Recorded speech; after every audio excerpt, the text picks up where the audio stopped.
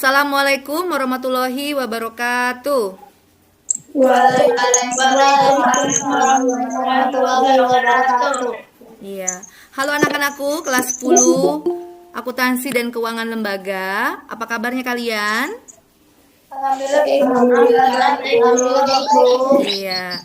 Hari ini tanggal 23 November 2020 kita bertemu lagi ya di kelas daring, kelas maya untuk membahas materi selanjutnya, yaitu tentang pembuatan laporan keuangan dari persamaan atau dari tabel persamaan dasar akuntansi yang sudah kalian buat ya.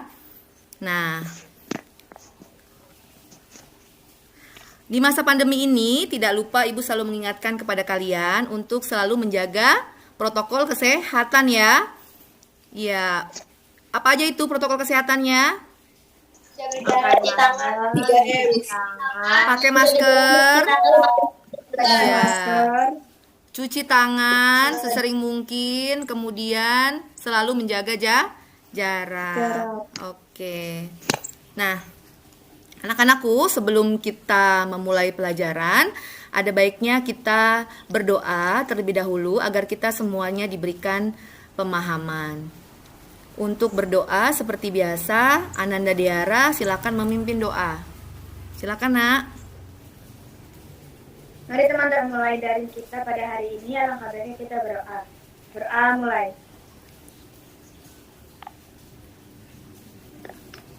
Berdoa selesai. Amin amin ya rabbal alamin. Terima kasih Diara. Iya. Anak-anakku, jangan lupa kalian mengisi absen ya di Google Classroom ya. Jangan sampai telat. Absennya sampai dengan jam 12. Jadi kalian harus mengisi absen tepat waktu, oke? Nah, oke, seperti biasa untuk nambah semangat kita yel-yel. Yel-yelnya yang terakhir kemarin apa? SMK Muhammadiyah 1 Ciputat? Iya. Akuntansi? Jurusan Oke, sip. Bagus, pintar, semua kompak. Oke, nah sebelum kita mulai pelajaran, Ibu berikan peraturan kelas maya dulu ya. Ibu share ke kalian simak ya. 4 aturan kelas yang harus kalian patuhi selama pembelajaran daring. Yang pertama, hadir tepat waktu. Kalian dilarang terlambat karena setiap pergantian kelas akan diabsen. Maksimal toleransi keterlambatan adalah 10 menit. Lebih dari itu, kalian akan dianggap tidak masuk kelas atau absen.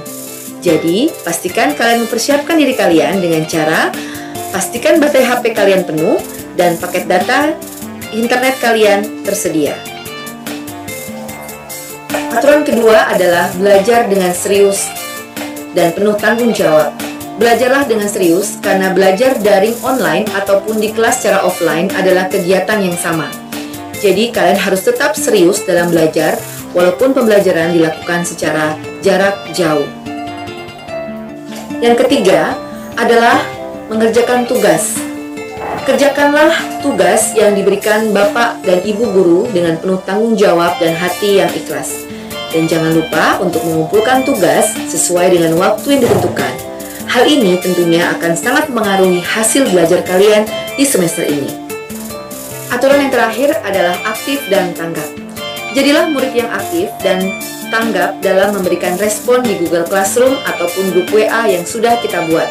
Dengan cara bertanya kepada Bapak dan Ibu guru jika ada hal yang tidak dimengerti, kemudian menjawab pertanyaan Bapak dan Ibu guru, memberikan komentar terhadap pembelajaran, dan aktif berdiskusi. Dan ini dilakukan secara sopan meskipun kita tidak bertatap muka secara langsung. Sudah terlihat? Bisa dimengerti peraturannya? Bisa, Bu. Iya, oke. Semoga bisa kalian mengerti dan kalian bisa mentaati peraturan tersebut ya. Untuk pertemuan kita kali ini, Ibu akan memberikan kalian kompetensi dasar dan tujuan pembelajaran kita ya untuk materi kali ini.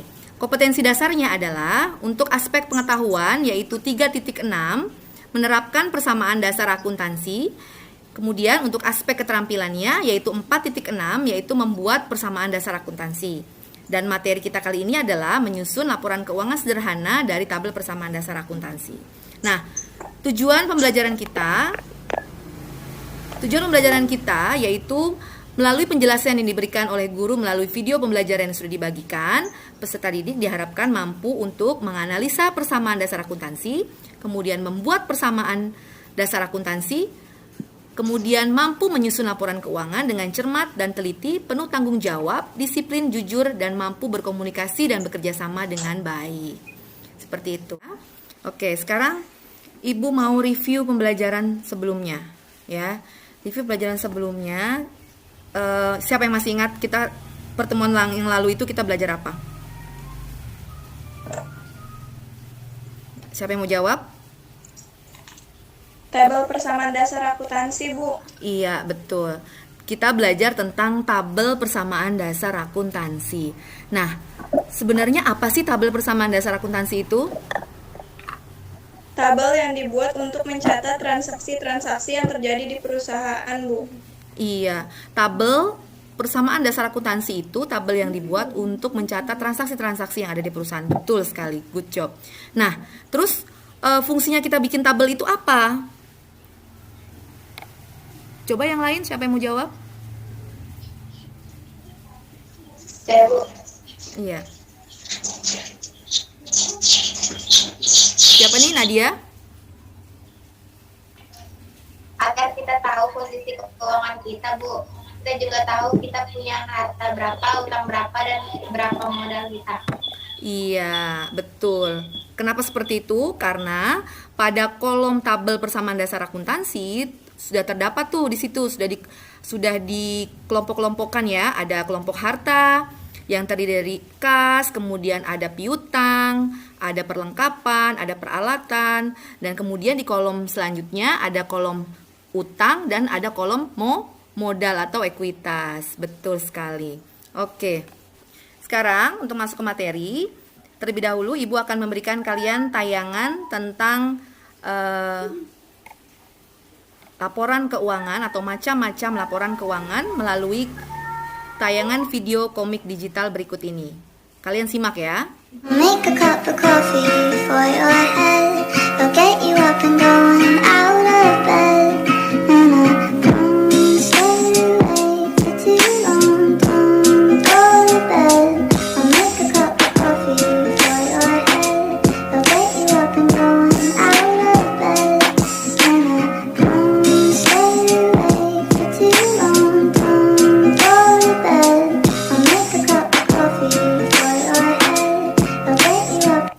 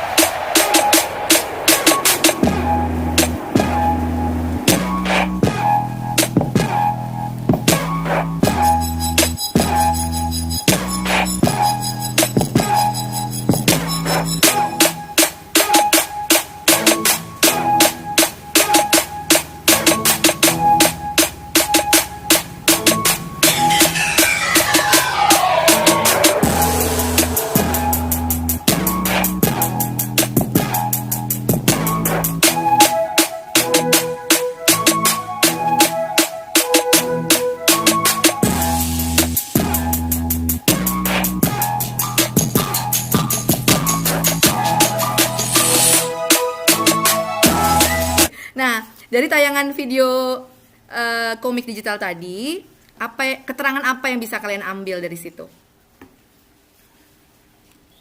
Bu ya. Ada 2 orang anak yang sedang bercakap-cakap tentang laporan keuangan, Bu. Oke, betul. Si Mirna dan Loli tadi ya. Oke, terus apa lagi? Selain itu? Mereka membicarakan tentang mengapa harus membuat laporan keuangan. Satu-satu jawabnya. Siapa yang mau jawab? Mahalia, ayo Mahalia. Mereka membicarakan tentang mengapa harus membuat laporan keuangan. Iya, mengapa harus membuat laporan keuangan? Dan dijawab nggak di situ? Kenapa harus membuat laporan keuangan? Coba Nurul Zuhaira. Dijawab untuk mengetahui laba rugi dari suatu perusahaan tersebut. Iya, laba rugi, boleh. Yang lebih tepatnya adalah mengetahui posisi keuangannya. Jadi tahu tuh berapa untungnya, berapa labanya gitu ya, atau apakah itu perusahaan rugi atau bagaimana, atau untung atau rugi, seperti itu ya. Oke. Nah, jadi intinya laporan keuangan itu adalah ada 4 macam ya Nak ya. Apa saja? Yaitu yang pertama laporan laba rugi, yang kedua laporan perubahan modal, yang ketiga adalah laporan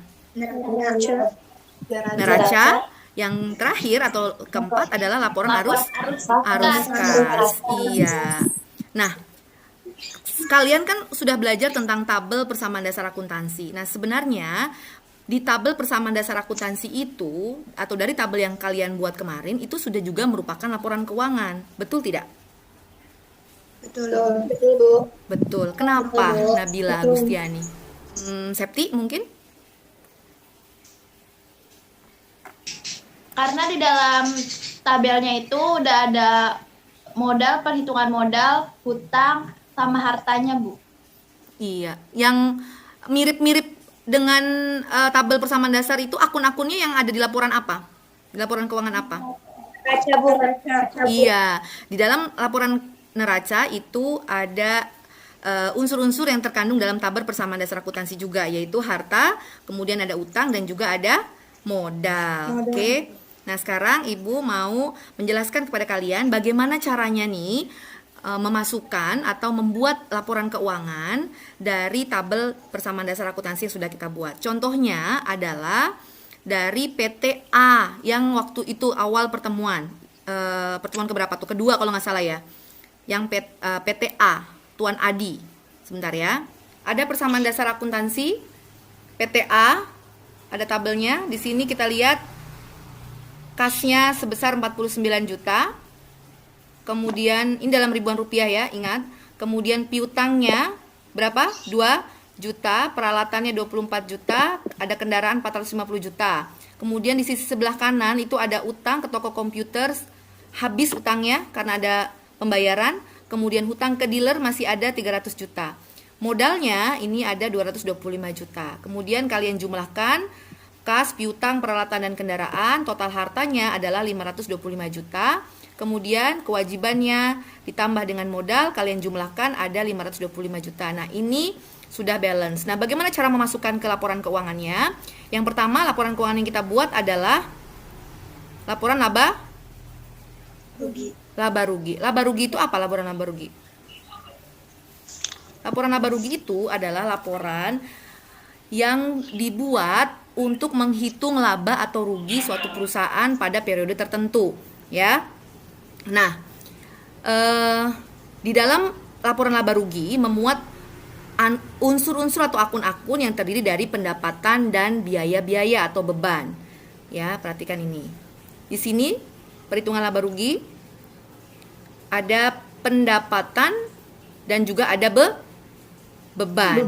Nah, di pendapatan, perhatikan, pendapatan yang kita masukkan adalah semua pendapatan yang terjadi di perusahaan A, ya. Ternyata yang terjadi itu, kita lihat lagi, di perusahaan A itu ada pendapatan, lihat di kolom keterangan, ya. Makanya Ibu selalu menyarankan kalian untuk pada saat membuat tabel persamaan itu harus dengan kolom keterangan, karena itu akan sangat mempermudah kalian dalam membuat atau menyusun laporan keuangannya. Jadi masuk-masukinnya kalian lebih gampang. Kalian lihat dari kolom keterangan saja. di sini di kolom keterangan ada pendapatan. Lihat, perhatikan Ibu. Pendapatannya ada di transaksi ke-6 ya, transaksi ke-6 sebesar berapa? 30 juta, ada pendapatan tunai. Kemudian ada lagi pendapatan di transaksi 8 juta. Tetapi perhatikan Ibu, ya 8 juta. Oh sorry, iya benar. Itu yang kita masukkan. Jadi 38 juta ya. 38 juta. Nah, kemudian bebannya ada apa aja bebannya? Bebannya itu ada apa saja? Gaji. Iya, beban gaji saja di sini ya. Ternyata PTA hanya mengeluarkan beban gaji saja. Nah, jadi pendapatan kemudian kita kurangi dengan beban. Kalau pendapatannya lebih besar daripada beban, maka akan timbul apa, Neng? Akan timbul laba. Kalau pendapatannya kurang dari beban, akan timbul garin rugi. Rugi, Bu. Iya, betul. Nah, kemudian yang kedua, laporan perubahan modal ya. Laporan perubahan modal rumusnya adalah atau laporan ini laporan yang dibuat untuk mengetahui posisi modal kita atau perubahan modal yang terjadi pada suatu perusahaan di kurun waktu tertentu atau periode tertentu. Nah, rumusnya adalah modal akhir sama dengan modal awal ditambah laba dikurangi prive ya. Nah, untuk PTA kita lihat modal awalnya adalah 200 juta. Lihat dari mana? Dari sini nih, Nak. Nih. Dari investasi awal, dia modal setoran modal awalnya 200 juta. Kemudian setelah itu ada apa lagi? Laba. Ternyata pada saat kita menghitung laba rugi PTA ada laba bersih sebesar 25 juta. Maka kita masukkan sebagai penambah modal awal. Ada prive tidak?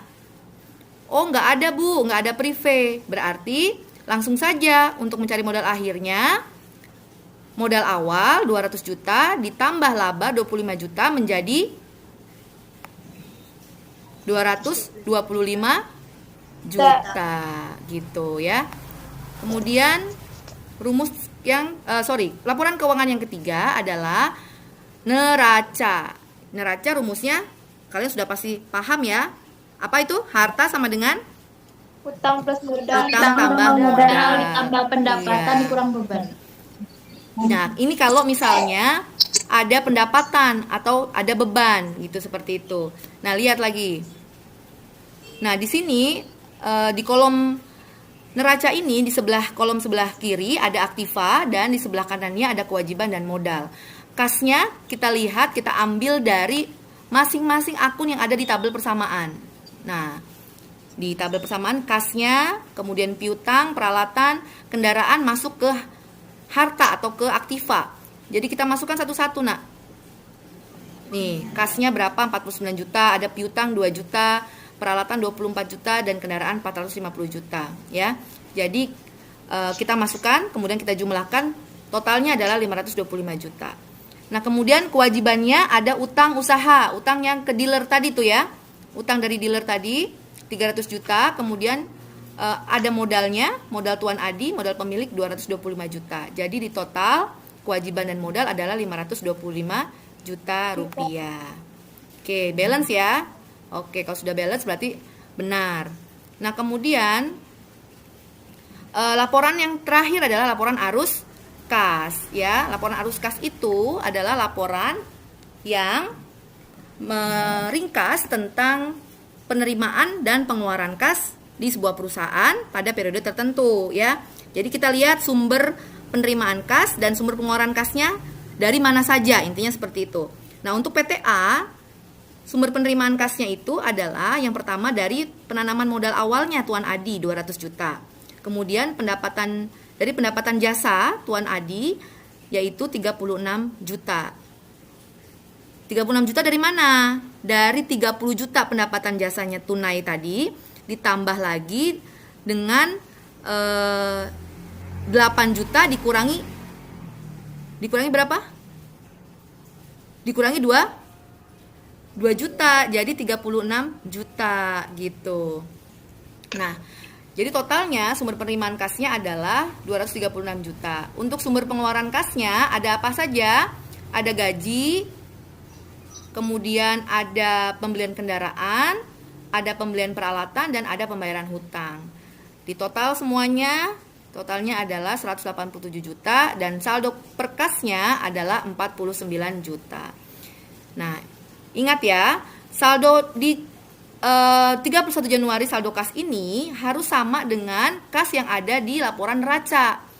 Nah, jadi kalian untuk mengecek apakah benar atau tidak laporan arus kas saya, pada saat kalian sudah mendapatkan saldo akhir kasnya, kalian samakan dengan saldo kas yang ada di neraca. Gitu ya. Apakah sama atau tidak? Kalau berbeda, ada kemungkinan kalian salah, ya. Jadi harus sama. Nah, ini adalah ringkasan dari laporan keuangan yang keempat tadi nih. Jadi ternyata pembuatan laporan keuangan itu tidak boleh dibuat secara sendiri-sendiri ya. Jadi harus secara sistematis. Jadi harus saling berhubungan karena laporan keuangan itu adalah saling berhubungan satu sama lain. Ya, seperti dilihat ketika kita membuat laporan laba rugi. Pada saat kita mendapatkan laba, nah laba yang kita dapatkan ini akan nanti masuk ke laporan perubahan modal, ya kan? Nah, kemudian pada saat kita membuat laporan perubahan modal, kita dapat modal akhir. Nah, modal akhir ini akan kita masukkan ke laporan neraca di sini. Ngerti ya? Nah, kemudian setelah kita mendapatkan posisi neraca seperti ini, pada saat kita membuat laporan arus kas, saldo kas akhirnya harus sama dengan kas yang ada di neraca. Jadi semua keempat-empatnya itu saling berhubungan. Jadi tidak boleh kalian bikin terpencar-pencar atau terpisah-pisah. Jadi harus menjadi satu kesatuan seperti itu, ya. Sejauh ini apakah kalian sudah paham? Paham ya? Paham, Bu. Ada pertanyaan? Saya, Bu. Siapa? Citalina ya, Bu. Oke, Siti. Gimana, Siti? Suatu perusahaan, pemilik perusahaannya itu mengambil price dengan jumlah yang besar, itu akan mempengaruhi atau merugikan, Bu? Oke, price itu adalah pengambilan sejumlah dana ya dari perusahaan untuk keperluan pribadi pemilik. Nah, kalau misalnya pertanyaan Siti, apakah kalau ngambilnya pemilik itu kebanyakan gitu ya? Kalau ngambilnya banyak banget itu bisa mempengaruhi keuangan perusahaan nggak? Ya jelas mempengaruhi. Karena waktu kita belajar tentang price itu pengaruhnya kemana? Ke modal. Iya, price itu pengaruhnya ke modal dan satu lagi apa? Kas, pinter. Jadi kalau price-nya diambil terlalu banyak atau terlalu sering, pastinya akan mempengaruhi keuangan perusahaan jadi nggak stabil, ya. Jadi kalian tapi jarang sih yang seperti itu. Perusahaan-perusahaan itu pasti akan mengukur. Kalau dia mengambil untuk keperluan pribadi, pasti dia akan mengukur berapa sih komposisinya yang pas untuk saya bisa ambil sebagai keperluan pribadi saya.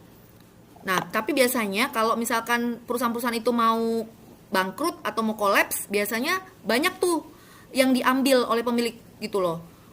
Hartanya banyak yang diambil. Tapi itu kalau case-case tertentu ya, kalau misalkan dia mau bangkrut atau mau kolaps gitu perusahaannya. Tapi selama dia berjalan dengan baik, pasti dia akan memperhitungkan bagaimana atau seberapa besar dia harus mengambil dana untuk keperluan pribadinya. Gitu, Siti. Paham, Nak? Paham, Bu. Oke. Kalian tolong kerjakan tugas untuk aspek pengetahuannya ya. Pada soal evaluasi yang Ibu berikan di Google Classroom, ya itu kalian kerjakan.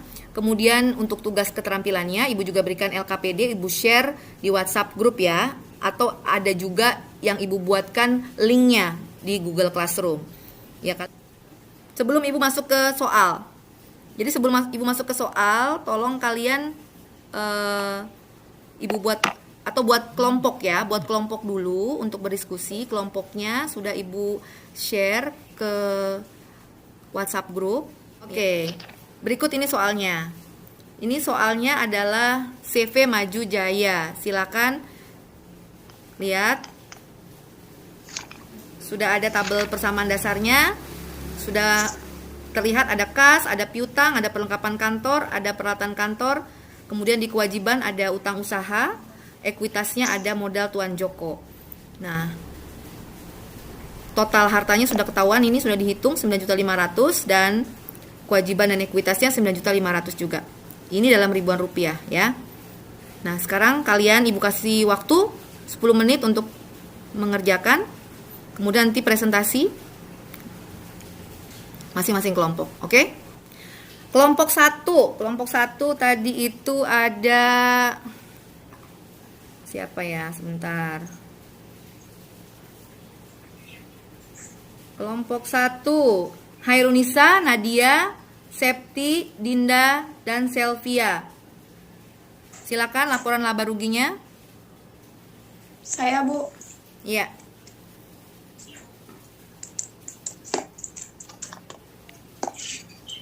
Laporan laba rugi dari CV Maju Jaya. Pendapatan jasa tanggal 5 sebesar 1.500.000. Pendapatan jasa tanggal 7 sebesar Rp950.000. Jumlah pendapatannya menjadi Rp2.450.000. Oke.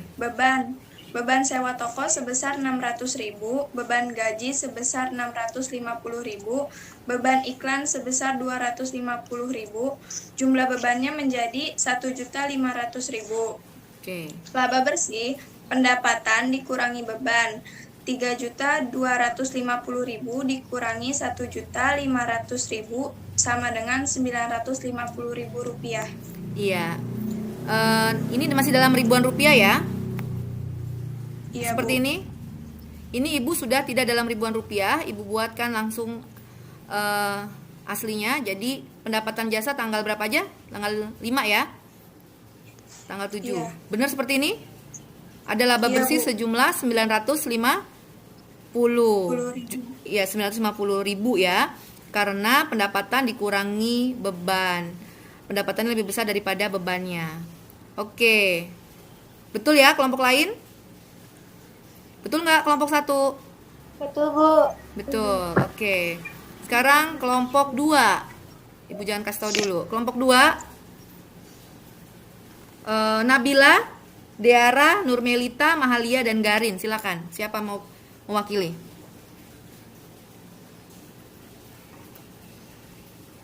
Buat laporan perubahan modal. Saya. Ya, Nurmelita, silakan. Diara, Bu. Oh, Diara. Oke, mana Diara? Ibu nggak lihat. Oke, ya. Ayo, Dek. Laporan perubahan modal. Modal awalnya 8 juta dan ada penambahan modal 750. Totalnya 8.750. Laba bersihnya 950. Price ambil 350. Totalnya 8.750 ditambah 600 sama dengan 9.350. Oke. Jadi seperti ini. Betul? Lihat di screen. Modal awalnya ada 8 juta. Ini 8 juta ya. Tambahan modalnya, ada tambahan modal dari mana tambahan modal itu? Diara. Dari transaksi yang mana? Investasi peralatan. Oke. Betul? Kelompok 2 ini? Betul. Betul, Bu. Betul. Sekarang kelompok 3, Sri Wulandari, Siti Alinaya, Fauzia Alia, Neng Sabila. Dan ada satu lagi tadi ya. Siapa itu? Silakan. Siapa yang mau mewakili? Saya, Bu. Siti Alinaya. Iya, Siti Alinaya boleh. Laporan apa? Berarti neraca ya? Iya, Bu. Dalam laporan neraca, asetnya ada kas sebesar 7.100.000, ada perlengkapan sebesar 500, Mhm. ada pendapatan sebesar 1.750, ada piutang usaha sebesar 150. Jadi jumlahnya ada 9.500.000. Mhm. Ada utang modal, itu ada utang usaha sebesar 150.000. Itu modalnya 9.350.000. Jadi jumlah utang hal modalnya 9.500.000, Bu. Iya. Balance? Ya, balance, Bu. Oke. Kita lihat ya. Seperti ini ya. Balance ya, sudah bisa dipertanggungjawabkan neracanya.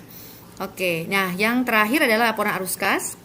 Berarti double nih. Jadi bukan Siti Alinaya lagi. Coba Sri Wulandari. Mana Sri?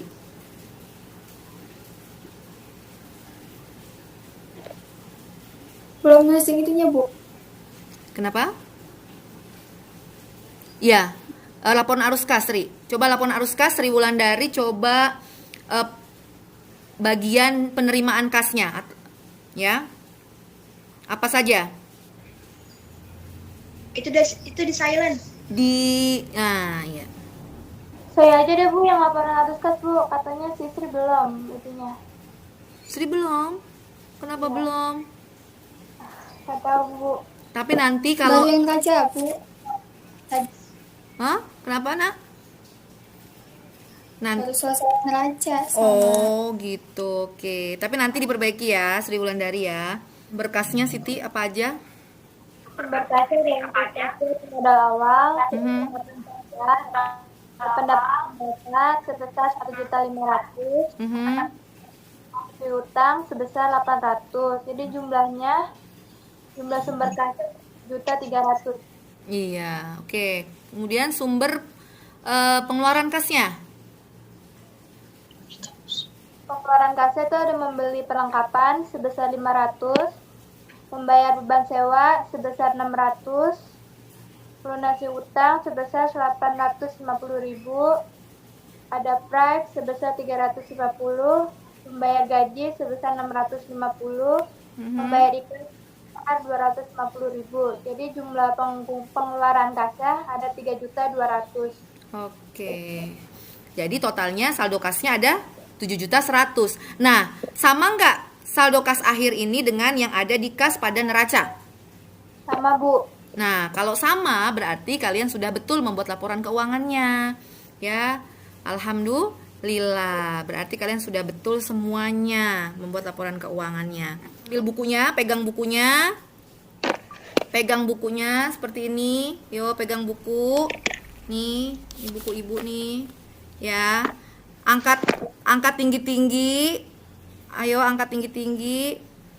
Kemudian kibas-kibasin. Ayo. Dikipas-kipasin. Supaya otaknya nggak ngebul belajar akuntansi. Oke ya, biar otaknya nggak ngebul belajar akuntansi. Nurmelita, gerah nggak?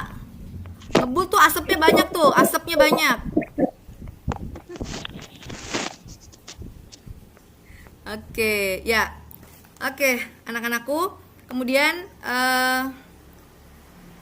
untuk refleksi ya, untuk refleksi lihat ada pertanyaan seperti ini. Diskusikanlah dengan kelompok kalian, terdiri dari apa sajakah laporan keuangan itu. Siapa yang mau jawab? Tadi udah loh, sudah Ibu jelaskan panjang lebar tentang laporan keuangan. Bu? Saya. Terdiri dari apa saja laporan keuangan? Siapa? Nurme, oke Nurme. Yang jawab pokoknya dapat poin. Nurmelita. Saya, Bu. Siapa sih? Keuangan. Oh, Nurmelita dulu. Dari laba rugi. Terus? Laporan laba rugi. Laporan perubahan modal. Neraca. Arus kas. Iya.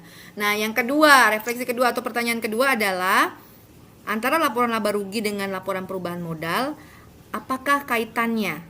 Atau adakah kaitan antara laporan perubahan modal dengan laporan laba rugi?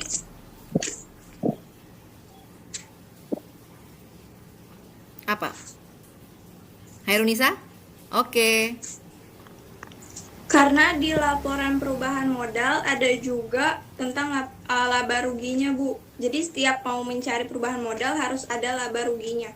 Iya, jadi pada saat kita mau membuat laporan keuangan, pada saat kita mau membuat laporan perubahan modal, mencari modal akhir, itu kita harus tahu terlebih dahulu berapa laba kita, ya enggak? Nah, laba itu diperoleh pada saat kita membuat laporan laba rugi, jadi itu kaitannya. Untuk kesimpulan pembelajaran kita pada kali ini adalah yang pertama, pada dasarnya laporan keuangan itu bisa dibuat melalui dua cara, ya. Cara pertama yaitu langsung menggunakan tabel persamaan dasar akuntansi yang sudah kalian buat itu. Nah, cara yang kedua yaitu dengan melalui tahapan siklus akuntansi. Nah, ya, nanti kalian akan belajar itu di semester genap. Kemudian, kesimpulan kedua, semua laporan keuangan itu adalah saling berhubungan satu sama lain. Jadi harus dianalisa secara menyeluruh, tidak boleh satu per satu. Kesimpulannya seperti itu yang bisa kita ambil. Ya, oke. Nah, sampai sini dulu pertemuan kita pada kali ini, pada tanggal 23 November ini. Terima kasih sudah mengikuti pembelajaran kita kali ini. Ya, tetap semangat. Terima kasih atas meet kita kali ini. Alhamdulillahirrabbilalamin. Tetap semangat, semoga kalian sehat selalu. Ya, oke. Wassalamualaikum warahmatullahi wabarakatuh. Waalaikumsalam warahmatullahi wabarakatuh.